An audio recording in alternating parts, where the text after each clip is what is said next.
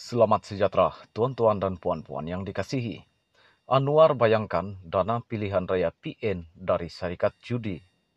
Perdana Menteri Anwar Ibrahim membayangkan sebahagian dana pilihan raya Perikatan Nasional datang dari syarikat perjudian yang terlibat dengan cabutan khas judi. Anwar berkata Kementerian Keuangan juga mendapati pelanggaran dalam pemberian kontrak berjumlah Rm600 bilion tanpa tender. Bercakap ketika sidang media di pejabat Perdana Menteri di Putrajaya hari ini, dia berkata dana pilihan raya untuk parti Melayu dan parti Islam datang dari syarikat perjudian. Berkenaan judi, pastinya sebahagiannya digunakan untuk mendanai pilihan raya, katanya. Saya telah minta simakan terhadap perkara itu. Walaupun Anda gelar diri Anda parti Melayu atau parti Islam, dana pilihan raya datang dari syarikat judi, katanya.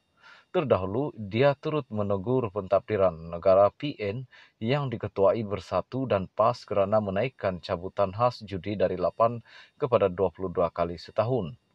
Langkah itu dibuat pada akhir 2020, kata Anwar. Selaku Menteri Keuangan, dia telah memutuskan bilangan cabutan khas judi akan kembali dikurangkan kepada 8 kali setahun bermula tahun depan. Kekayaan PN membingungkan sejumlah pihak sebelum ini mempersoalkan sumber dana kempen PN yang dilihat mereka di luar kemampuan gabungan itu. Ia termasuklah dakwaan penyelewengan Rm600 bilion ketika PN menjadi kerajaan persekutuan.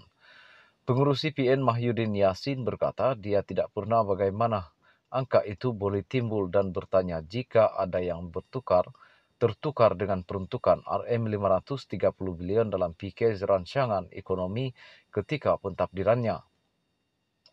Tidak jelas apa yang dirujuk Anwar ketika dia berkata Kementerian Keuangan mendapati pelanggaran dalam pemberian kontrak berjumlah Rm600 bilion tanpa tender.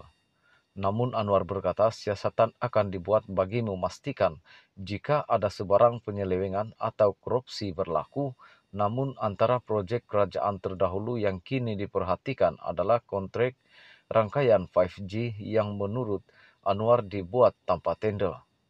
Projek Digital Nasional Berhad DNB melibatkan peruntukan Rm20 bilion.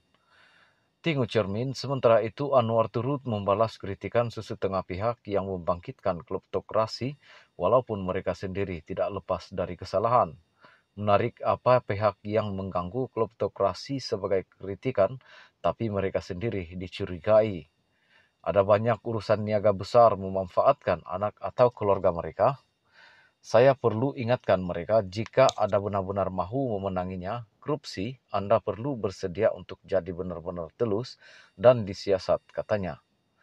Dia sekali lagi mengulangi cabaran kepada PN dan pihak lain yang melontarkan kritikan untuk membuat pengisytiharan harta. Dia juga menyuarakan keyakinan kabinetnya akan mematuhi peraturan yang ketat bagi menjamin tata kelola yang baik.